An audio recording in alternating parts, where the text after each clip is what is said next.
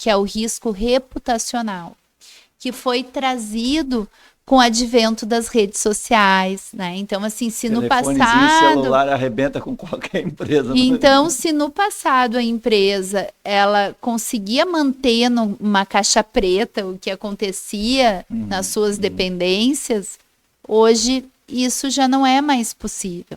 Então, assim como uma empresa não quer ser poluidora, ela também não quer ser conhecida como uma empresa que adoece os seus trabalhadores. Olá, pessoal, eu sou Alexandre Guzmão da revista Proteção, estou aqui para apresentar mais uma edição do Proteção Tendências. Hoje o tema é riscos psicossociais. E para falar sobre esse tema, eu convidei a psicóloga Ana Carolina Poiker.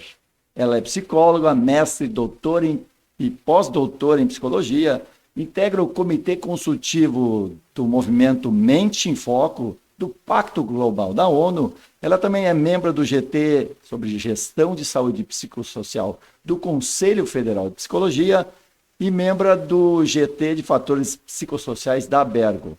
Autora do livro Fatores Psicossociais do Trabalho, Teoria Prática na Era Digital.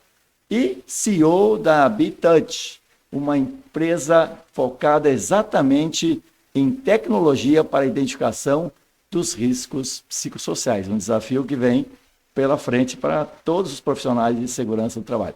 Na sequência, conversamos com ela.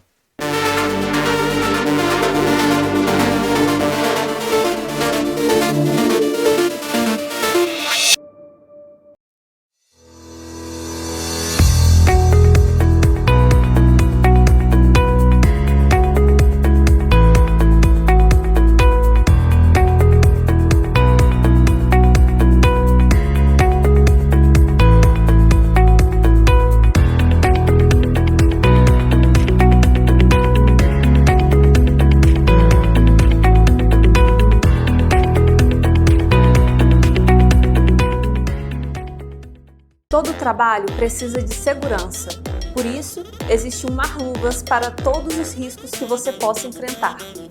Seja eletricidade, queda de objetos, escorregamentos, umidade, corte. Seja qual for o seu trabalho, Mar-Luvas tem a proteção perfeita para você. Diversos riscos, uma proteção. Para ficar por dentro de todas as novidades, nos siga nas redes sociais. Mar-Luvas, a força da história. Olá, Carol, tudo bem com você? Obrigado por estar aqui com a gente no Proteção Tendências. Uma satisfação estar contigo, com toda a tua audiência, né, falando de um tema aí que é efervescente. Verdade. O tema riscos psicossociais, que na verdade não deveriam estar efervescentes agora, deveriam estar efervescentes há muito tempo, mas o governo resolveu fazer um adendozinho lá na NR1, né, colocando que entre os riscos que existem dentro das empresas, existe o chamado risco psicossocial. O que para mim é uma obviedade, mas no Brasil às vezes a gente tem que dizer para que as coisas realmente funcionem, né? Carol, que tipo de efeito tu acreditas que possa vir com essa implementação? Como é que você imagina que as empresas vão se preparar? Fala um pouquinho da tua avaliação geral dessa questão. Na realidade, a questão da saúde mental, ela é historicamente negligenciada. Então, assim, uma área com muita carência de investimento, com muito déficit de conhecimento em relação a isso. Então, o que eu vejo hoje ao mesmo tempo que a gente tem um avanço, no sentido de reconhecer esses riscos e proteger os trabalhadores não só do ponto de vista físico, mas também mental, psicológico.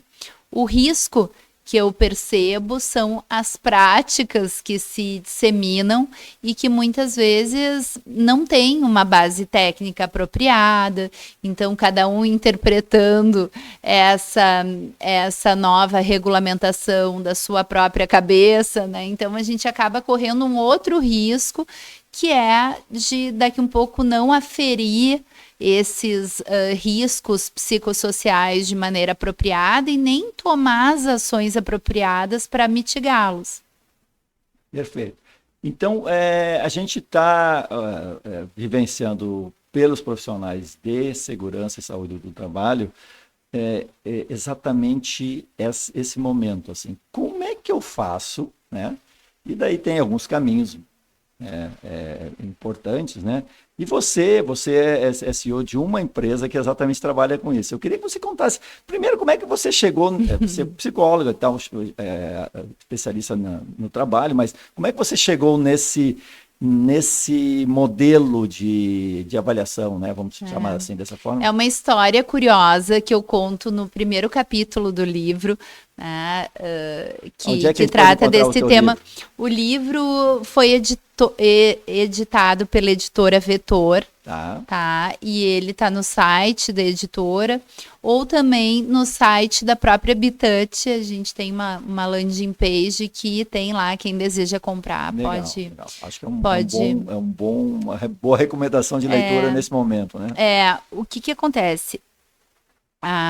Eu fiz toda a formação acadêmica, né, orientada para ser professor, então fiz mestrado, doutorado, 2 pós-doutorados, fui professora da Universidade Federal, aqui do Rio Grande do Sul, do Instituto de Psicologia. Professora de psicologia, não? Ou de psicologia. Psicologia, já tinha feito psicologia e estava pensando em ser professora dessa área. Do Instituto de Psicologia da URGS.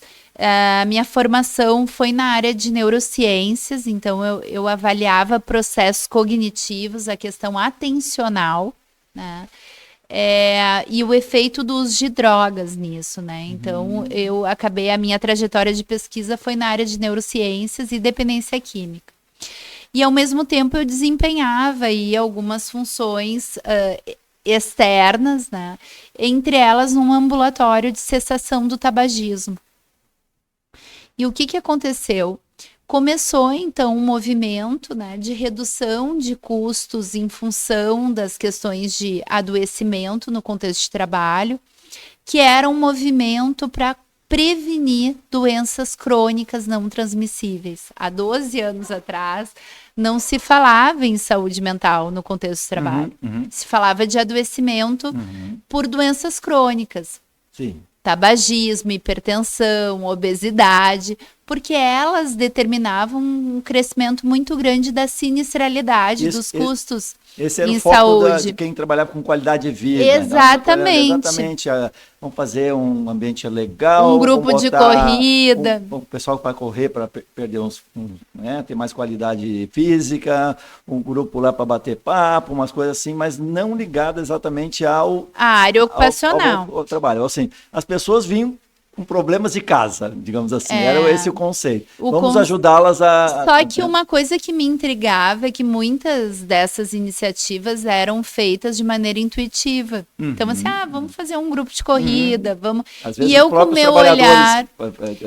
com meu olhar de pesquisadora naquela época, eu disse, não, por que a gente não usa medidas biológicas oriundas dos exames periódicos para avaliar o perfil desses trabalhadores a partir de exames biológicos e estratificar esse risco. Então, o primeiro interesse na parte de risco foi orientada para a saúde geral, porque eu não tinha como abordar ansiedade, depressão, burnout naquele momento, não havia. Isso você está falando que ano que é isso? Há 12 anos atrás, 2012. Exatamente, tá. E daí o que aconteceu? Como esse trabalho ele foi muito bem sucedido, foi no contexto polo petroquímico, eu posso falar aqui que foi na Braskem, foi um trabalho premiado, né? Então, durante 6 anos, a gente fez essa gestão, foi um trabalho conjunto com o Hospital Moinhos de Vento, né? Fizemos a gestão desses casos, né, que tinham um potencial risco alto para doenças crônicas não transmissíveis. Ao longo do tempo, aí se reduziu esse percentual e tal. Só que como a minha sócia é psicóloga, também pesquisadora da URGS, da psiquiatria, Cibele Faller, nós, naquele contexto, começamos a receber uma demanda de avaliações psicossociais. E a gente nunca tinha ouvido falar sobre esse tipo de avaliação. Quando a gente foi examinar o que existia fora de protocolos, nós nos demos conta que o que se fazia aqui não era avaliação psicossocial. O que se fazia aqui era aplicação de testes psicológicos para aferir o desempenho cognitivo dessas pessoas, para atuar em ambientes de risco, como ambiente confinado, trabalho em altura. Então, era uma abordagem individual de desempenho. Bem específica para algumas atividades bem de maior risco. Bem específica, exatamente. E daí, quando a gente começou a examinar o que havia de melhor prática no exterior, nós percebemos que a análise lá era de potencial causa raiz do adoecimento mental desse trabalhador. Então, assim, o que existe naquele contexto de trabalho que pode constituir a causa raiz? Uma carga horária em excesso, pressão por prazos, um líder tóxico, assediador. E daí a gente se deu conta que essa abordagem não era realizada aqui. Então, por outro lado, só uma abordagem orientada para contexto, conteúdo, design, organização do trabalho, ela não é suficiente, porque ela pode ignorar também variáveis individuais. Claro. Então, o indivíduo que pode estar passando por algum desafio de saúde mental, pode estar passando por um luto, até um fator positivo, o nascimento de um filho, não está dormindo direito, né? Então, assim, ele precisa ser avaliado também individualmente. Então, a gente criou um método baseado no que havia de melhor prática fora do país e uniu toda a nossa experiência clínica, que a gente vinha da área de dependência química, que exigia esse olhar multidimensional. Por quê? Porque um dependente químico é uma pessoa que tem déficits em outras áreas, do tipo, tem problemas com a justiça, tem problemas sociais, tem problemas que vão além do desempenho ali cognitivo, enfim. E daí a gente trouxe esse olhar multidimensional da dependência química e criou um método. À medida que a nossa demanda por essa avaliação começou a aumentar, a gente se deu conta que poderia fazer isso através de software. Porque o trabalho do psicólogo na avaliação psicológica era muito braçal. Sim, eu imagino que... Tem que aplicar teste, tem que levantar o teste. Um por um, integrar esse teste, entendeu... Planilhas de Excel, manuais e todo... Entendeu o que esse teste quer dizer e produzir um laudo. Então, o que a gente fez? Criou um sistema que foi a primeira plataforma de avaliação psicológica do país, que se chama Vax Psi, que ela mensura também os riscos de saúde mental e psicossociais. E ela também produz aí dashboards analíticos, além de laudos individuais. A informação para a plataforma, ela vem de questionários, de entrevistas? Como é que é? Ela vem... o problema da saúde, de uma maneira geral, né? A medicina, a psicologia... É a questão do sigilo, né? Porque eu estou falando que você tem uma doença e você tem que ser preservada, tem essa questão ética, né? Com então, certeza. Todo esse talvez seja um dos grandes desafios que as empresas vão ter para identificar, né? Na realidade, a plataforma...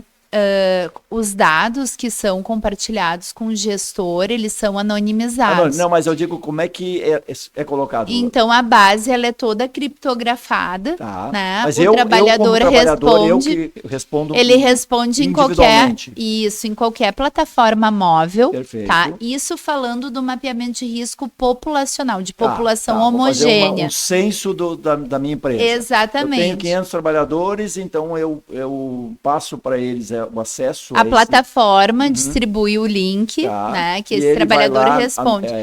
Talvez você vai botar o nome, mas isso vai ficar anônimo ou nem fica anônimo. Anônimo. Nem bota o nome. Né? E o trabalhador, então, ele responde a esse inquérito, que tem algoritmos inteligentes por trás, então não é um questionário simples, um forms, né? Uma plataforma, é um software, que à medida que esse trabalhador vai indicando ali aspectos de risco, vão abrindo mais sessões ou menos, entendi. Né? Então o tempo de resposta pode variar. Se tiver menos aspectos para abordar, ele vai responder por mais rápido. Vai bem mais rápido. Isso. Se ele começa a falar umas coisas que abre a possibilidade de outras coisas, o sistema vai abrindo portas para ele entrar. Exatamente, Legal, exatamente. Legal. E daí o que é o interessante?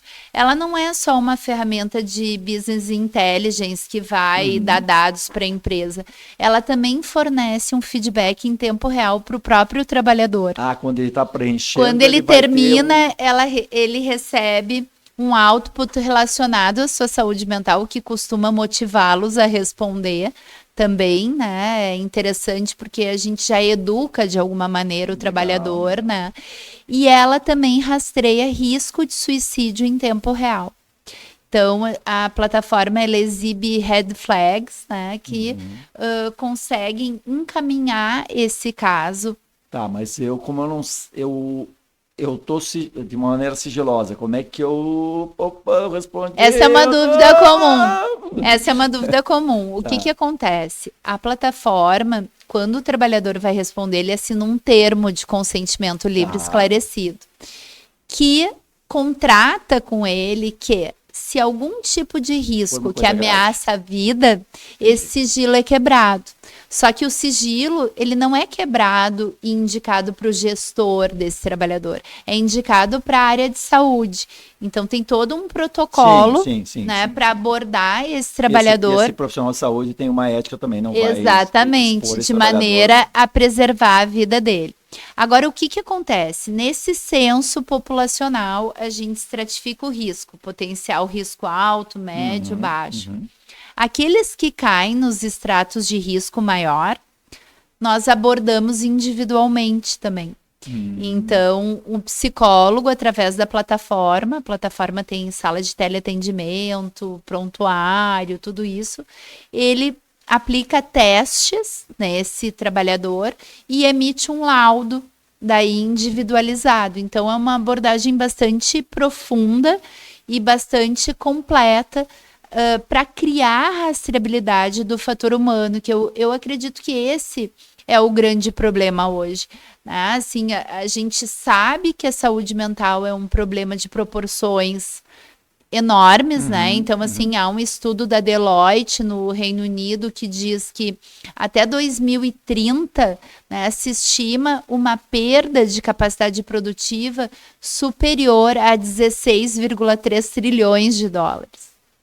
Então, e além do impacto em produtividade, rotatividade, a questão de retenção de talentos, tudo isso ainda há um novo risco, que é o risco reputacional, que foi trazido com o advento das redes sociais, né? Então, assim, se no passado... celular arrebenta com qualquer empresa. Então, se no passado a empresa, ela conseguia manter numa caixa preta o que acontecia nas suas dependências, hoje isso já não é mais possível.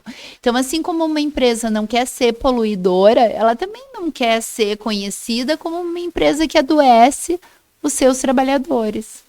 Você falou várias coisas que eu achei interessante. Eu vou tentar resgatar 3 coisas que eu gostaria de te consultar. Uma depois é falar um pouquinho sobre essa questão da postura da empresa. Mas as outras 2 são mais práticas de como é que funciona o sistema. Vamos chamar de sistema, a plataforma, o sistema. O trabalhador, ele tem... vamos imaginar, ele consegue, de uma maneira uniforme, qualquer trabalhador, um mais qualificado, mais preparado intelectualmente e um menos, né, uma pessoa quase com pouca formação, com pouca escolaridade e tal, ele consegue responder, ou isso depende, já tem uma adaptação do nível de perguntas? Tem. A gente criou protocolos, então, assim, para aquelas populações menos escolarizadas, eles podem responder através de carinhas. Né? Então, assim, tem isso, né? Tem um protocolo que pode ser utilizado, que ele é uma avaliação simplificada. E se a empresa não desejar, quiser aquele protocolo mais complexo, o que a gente adapta é a forma de captura da informação. Então, assim, um trabalhador com maior nível de escolaridade e domínio de plataformas digitais, né? Porque ele pode responder de qualquer plataforma móvel, né? um celular, um tablet, um computador. Mas ele não tem tanta destreza digital. O que a gente pode fazer?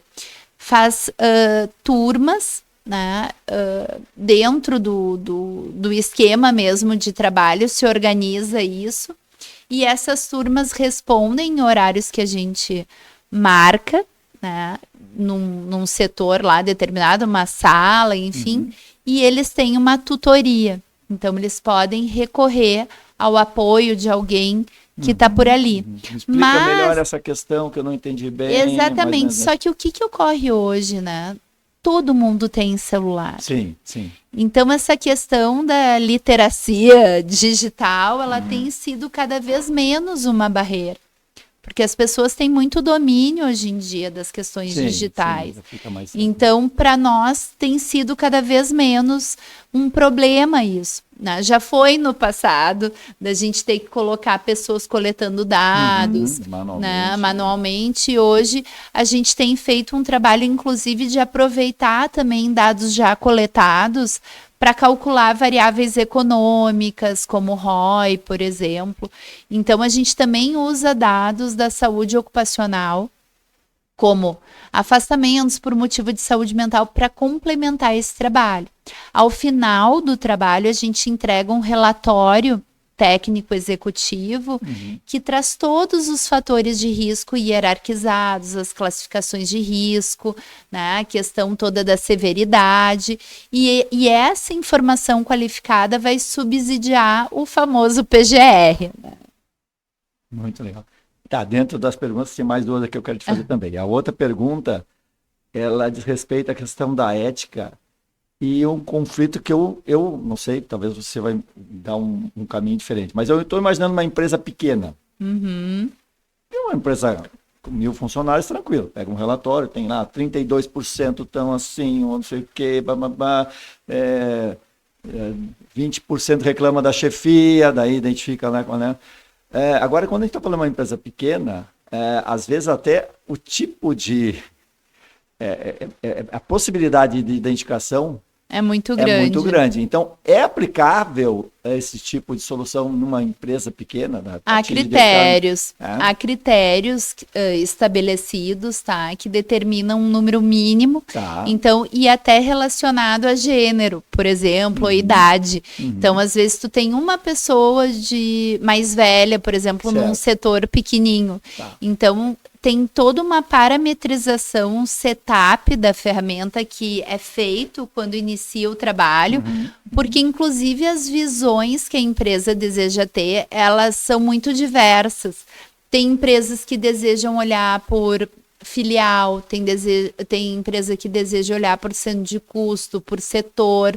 Esses tempos nós fizemos para uma empresa do automotivo que desejava comparar turnos, né, de trabalho. Então, a gente faz esse setup da ferramenta e se constata que em algum setor há possibilidade de identificação de um caso em função dessa questão, é um homem num setor que só tem mulheres, uma pessoa mais velha, esse setor é condensado com outro, né? E também há sempre a possibilidade da avaliação individual, que a gente recomenda como padrão ouro, combinar o mapeamento populacional com as avaliações individualizadas que vão acompanhar os exames periódicos, quando há mudança de função, retorno ao trabalho, desligamento, porque daí é uma maneira de a empresa ter uma documentação que consolida ali a rastreabilidade desse risco. Porque também a pessoa pode ser avaliada num momento e passar alguns meses e ela está sob alguma condição de risco que não havia ainda, né? Perfeito. Agora vou para a terceira. Você falou na questão da forma com que a empresa vê, né? E para mim é muito claro que existe uma posição ainda resistência. Uma resistência, eu diria, não tanto de medo de alguma coisa que vai acontecer, e mais de um desconhecimento do que pode acontecer. Então, esse me parece o grande desafio para que as empresas realmente passem a abordar esse tema com menos preconceito, porque existe um grande preconceito, né? Vai mexer, os caras vão reclamar do salário, aquelas coisas, né? O outro vai não sei o quê, vai falar falando... É uma coisa meio ainda de fofoquinha, né? de denúncia, e daqui a pouco isso vai parar no sindicato, e eles vão... Né? Aquelas coisas que às vezes...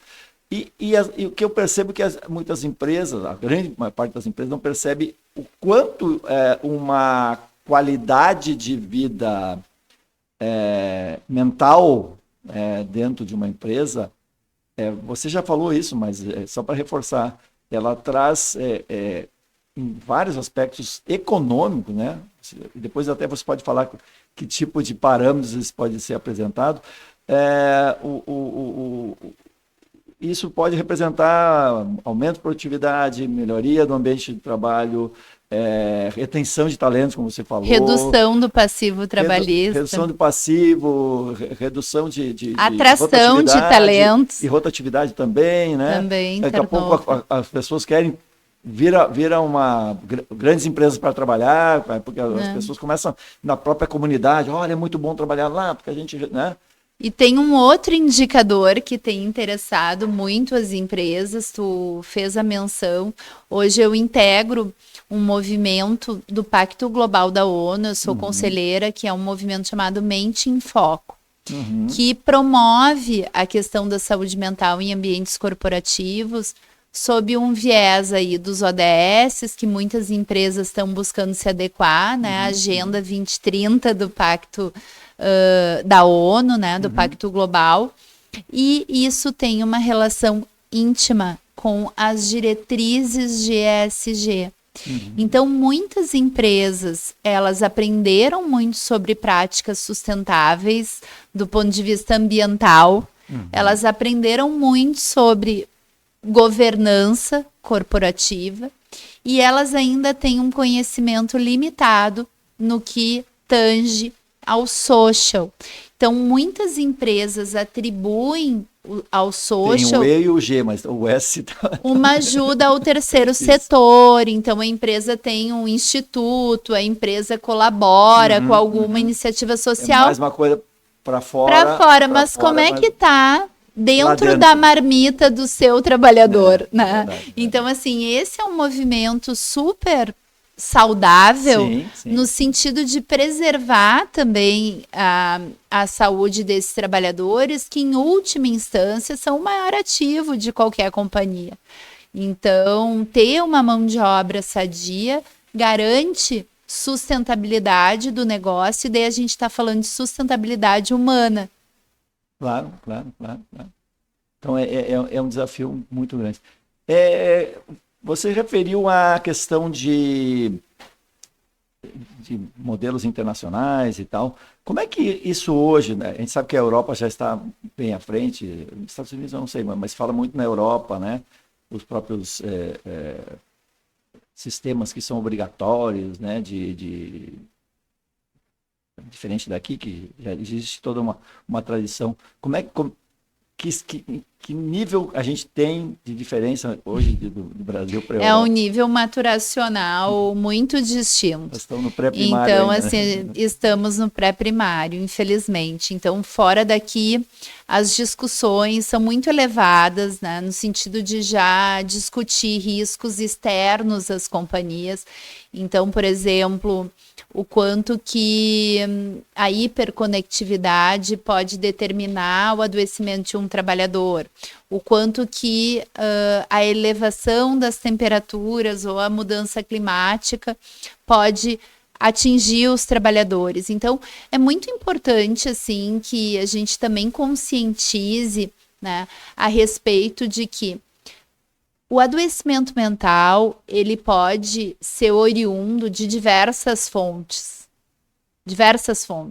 que podem ser externas, inclusive, à companhia, né? Então, a família, o ambiente social, mas a gente não pode esquecer que hoje nós vivemos um momento de policrises.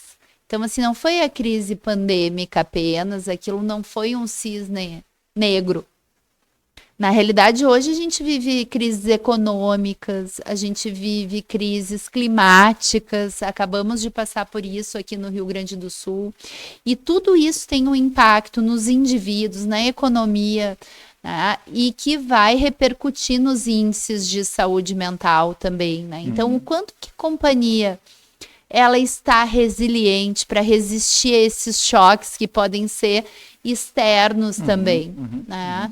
Então, esses temas, eles todos se entrelaçam, né? E vão repercutir em questões econômicas, vão repercutir em desempenho operacional, né? Agora, a gente teve um exemplo aí muito triste do Rio Grande do Sul, que teve mais de 90% das suas cidades atingidas e mais de 80% das fábricas com impacto importante. Psicológico terrível nas pessoas, até né? vou Uma fazer tristeza geral. Vou fazer aqui uma propaganda saudável, que no período pandêmico eu desenvolvi um guia de enfrentamento a emergências e desastres, né, orientado para profissionais de saúde. Da COVID.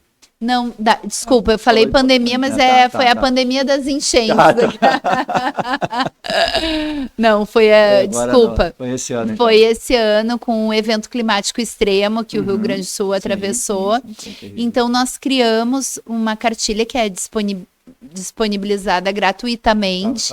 Está no site do Pacto Global da ONU. E a gente faz referência no blog também. A pessoa pode ser direcionada através do site da Habitat.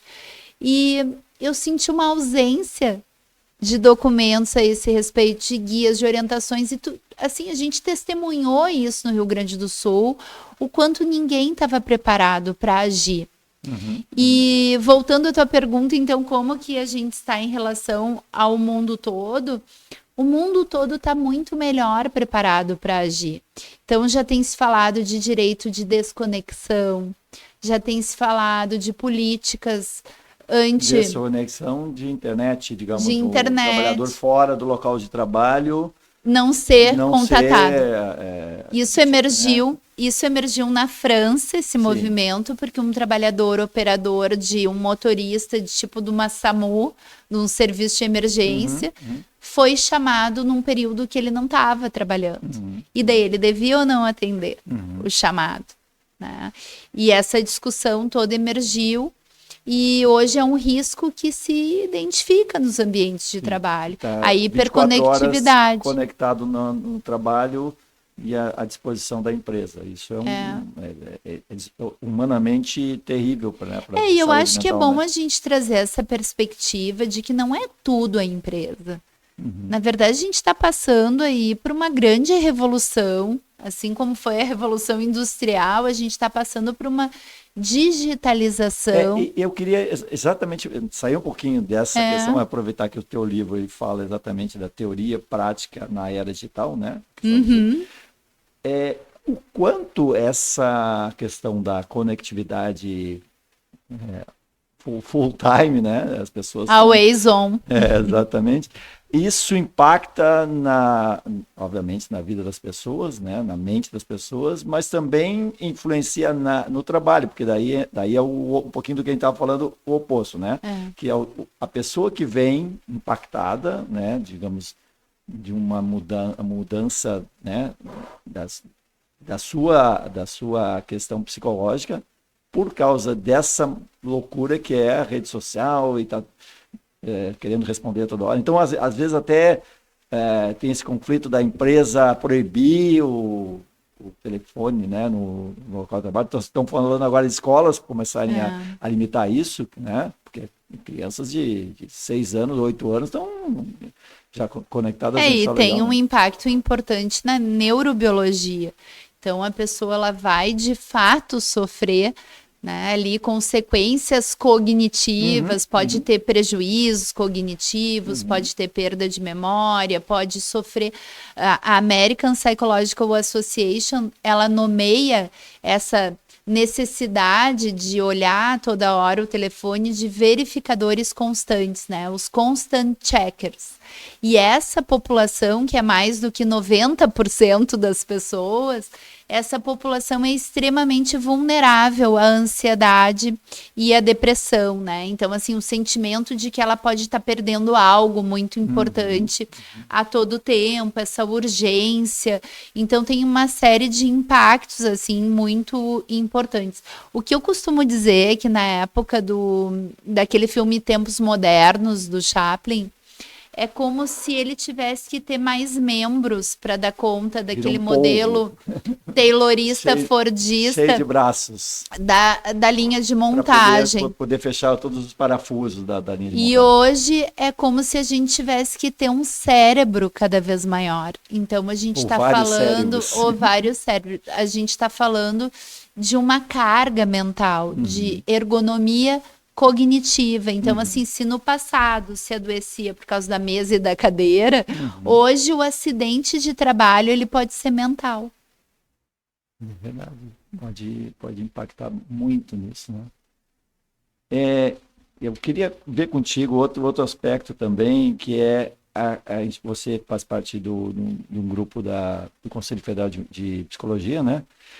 E me parece que na questão do risco psicossocial nas empresas, os psicólogos, né, ficam meio à margem desse processo, né? É muito conduzido pelos profissionais de segurança e saúde, os médicos do trabalho, e, claro, o psicólogo não está no SESMIT da empresa, obrigatoriamente. Deveria. Né? Deveria, né? Tá aqui a nossa campanha lançada, né? Porque psicólogo no SESMIT, né? Psicólogos no SESMIT, por favor. Porque, assim, o psicólogo, ele tem uma formação que é bastante abrangente em relação à compreensão de fenômenos também sociais. Então, assim, quando um psicólogo, ele faz a sua formação, é uma formação que ela vai além da neurobiologia, né, do cérebro, dos processos mentais, né? Ela abrange as relações desse indivíduo com o seu contexto social. E isso é muito importante para a compreensão dos fatores psicossociais do trabalho. E com isso eu não estou dizendo que outros profissionais não são importantes, né? É uma atividade multidisciplinar. É multidisciplinar. É essência, né? E tem um aspecto também que é muito relevante, que é assim, o único profissional que pode usar testes psicológicos é o psicólogo. Então, assim, tu fazer uma avaliação de processos cognitivos sem um instrumento apropriado é algo que pode não ser suficiente, dependendo. Então, assim, uma coisa é escala de sintomas, que é algo reativo, eu ver quem tá doente, quem não tá. Outra coisa é eu aferir o processo cognitivo da atenção, da tomada de decisão, da memória. Então, assim, isso requer uma especialização, requer instrumentos padronizados, reconhecidos pelo Conselho Federal de Psicologia, e o único profissional que pode fazer o uso desses instrumentos é o psicólogo, é de uso exclusivo do psicólogo. Então, assim, esse também é um aspecto. O psicólogo, no contexto da avaliação de riscos psicossociais, ele não fica atrelado única e exclusivamente à aplicação de testes. Eu gostaria de deixar isso aqui claro. Ele é também um profissional que vai contribuir para desenhar um sistema. E vai dar uma consultoria, digamos, no processo no processo, né? Para estabelecer aplicar um o teste, sistema. eventualmente, se o teste é mais... De repente pode ser aplicado até por um estagiário, né? A interpretação do teste, que é mais... É que o psicólogo... do teste pessoal, estou falando de um teste escrito lá. Que eu vou no contexto de trabalho, o psicólogo ele ficou muito relegado à função de testólogo. Testólogo, né? E o psicólogo, ele é um profissional que tem um escopo de atuação que é muito maior. E por que esse GT do Conselho Federal de Psicologia foi constituído, né? Porque a atividade do psicólogo, ela sempre foi muito vinculada à atividade clínica.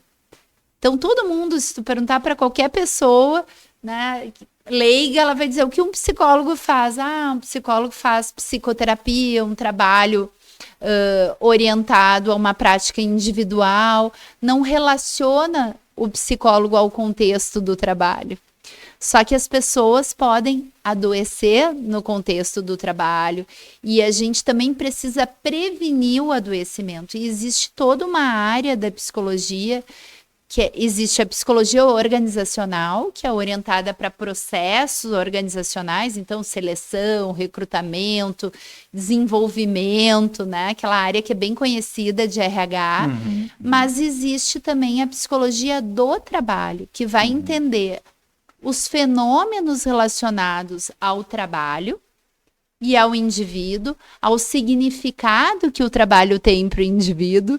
Então, assim, uma abordagem muito mais complexa, né? Ampla, complexa, que tem toda uma escola francesa, né, liderada aí pelo Desjurs, que fala do prazer, do sofrimento no trabalho e com uma densidade que muita gente não conhece. Muito legal. Bom, eu queria ver com você, assim, você tem esse trabalho junto a algumas empresas, né? Eu imagino que a tendência é crescer bastante nos próximos meses, nos próximos anos, porque vai gerar uma demanda. Que tipo, assim, de resultados, assim, que tipo de alguns exemplos pudesse, obviamente, sem identificar a empresa, nem, né? Que tipo de coisas que vocês já detectaram e que foi relevante um acompanhamento para a melhoria do ambiente no qual eu trabalho? Tem um esclarecimento fundamental que a gente precisa fazer e eu vou te trazer o exemplo em seguida, tá? No contexto pandêmico daí da Covid-19, agora é a Covid, houve um acréscimo muito grande nos afastamentos por CDF.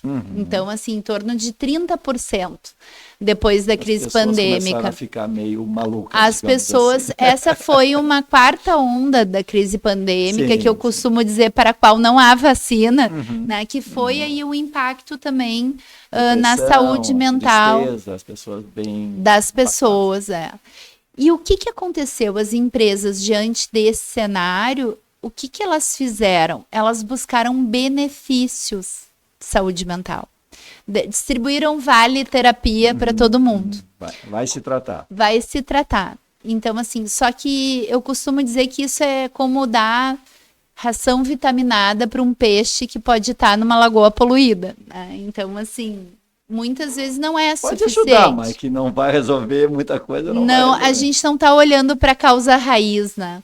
Então, além de ser caro, a empresa muitas vezes pode desperdiçar dinheiro oferecendo terapia para todo mundo, porque daqui um pouco até quem precisa não vai se tratar, né? Porque não se identificou quem é aquele caso de risco, né? Então, por isso a importância com dados, a importância de trabalhar com dados, com inteligência de dados, né? Hoje a gente trabalha com modelos preditivos de IA, né? A Bitouch está no núcleo de inteligência artificial do Tecnopuc, e eu me orgulho muito, assim, de dizer que nós somos uma Deep Tech, né? Que são aquelas empresas de tecnologia que têm um conhecimento profundo, que vem da academia, né? Então, vou te dar o exemplo. Nós fomos chamados numa empresa petroquímica, né, porque existia uma área com uma incidência alta de acidentes, uma determinada área. Então, avaliamos aquela população e constatamos que havia um padrão de declínio cognitivo, um prejuízo na atenção dos trabalhadores de maneira geral daquele setor. E quando tivemos, então, os resultados, podemos, né, chegar ali à conclusão de que esse declínio ele era causado por abuso de benzodiazepínicos, que são remédios para dormir, né? Então, que eram super prescritos pelo médico do trabalho. Então, havia uma cultura naquela empresa permissiva. Trabalho em turnos? Para os trabalhadores de turno, então se prescrevia de maneira, né?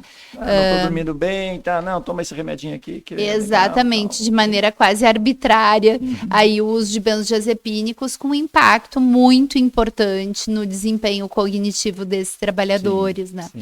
E outro... é uma atividade bem importante. E possivelmente se a abordagem fosse individual, talvez a gente não chegasse a essa conclusão, né? Então, quando se trabalha com parâmetros, assim, populacionais... Parece um cenário claro, digamos, de uma coisa que está... Uma tendência. Exatamente. Daí, né? A estatística ajuda nesse aspecto. Ajuda. Hoje a gente trabalha com modelos preditivos, então a ideia é poder predizer o risco de adoecimento mental. Me lembrei de um outro trabalho conduzido no setor financeiro, né, bancário, em que a gente constatou que em determinados setores em que havia uma pressão por prazos, né, aqueles trabalhadores tendiam a ter níveis de estresse exacerbados, né, então uma pressão por prazos impossíveis, geralmente, né, e agora eu vou falar de um aspecto positivo que a gente encontra, é quando há cooperação. Então, assim, se é um setor, uma área que a equipe é cooperativa, não há altos níveis de competição, isso é um fator de proteção para a saúde mental. A maior parte dos problemas, me parece, bom, eu estou falando sem conhecimento, mas dos pontos fortes e que muitas empresas acabam negligenciando é em relação às lideranças, né, que acabam sendo, você falou aí, tóxica, né? E que para a empresa, muitas vezes, é aquele líder que produz, né? Aparentemente, ele é muito articulado e o setor dele parece produzir bem, né? E só que depois de algum tempo, aquelas pessoas têm uma rotatividade como é que se faz no caso desse? A gente demite o cara, a gente trata o cara, a gente gerencia... Apesar de tu falar a partir de uma perspectiva leiga, tu pegou um ponto central. Então, assim, o que determina um ambiente tóxico? São 3 aspectos fundamentais. Esse é um estudo do MIT. Então, assim, são a liderança, estilo de liderança, a questão do design do trabalho, a forma que esse trabalho está organizado. Então, assim, um trabalhador de turno que não descansa nunca, certamente ele vai estar vulnerável ao adoecimento. E a terceira são as normas sociais.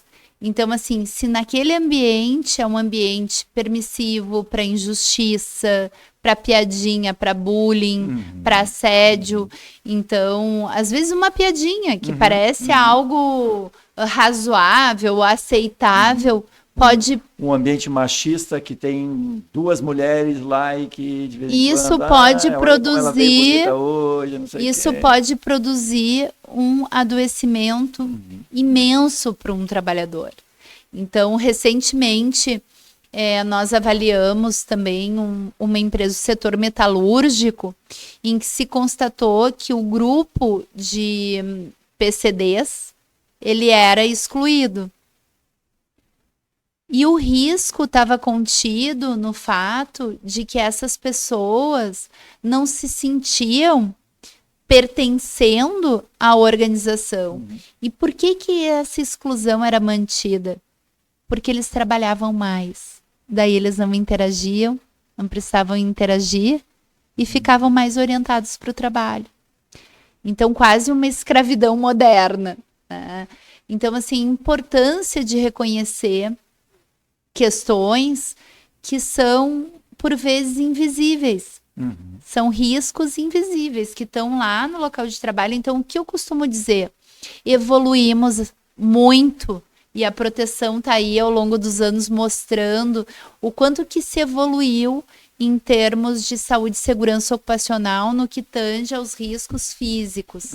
Os tradicionais riscos. Os tradicionais, físicos, ergonômicos, né? Químicos, biológicos. Os ergonômicos tradicionais, não os ergonômicos. Os ergonômicos tradicionais. E o quanto que daqui um pouco a questão psicossocial, ela pode preceder todos os demais riscos. Então, adianta a pessoa estar com o melhor EPI do mundo, se ela deseja se atirar lá de cima, né? Então, assim, é muito importante essa consciência, né?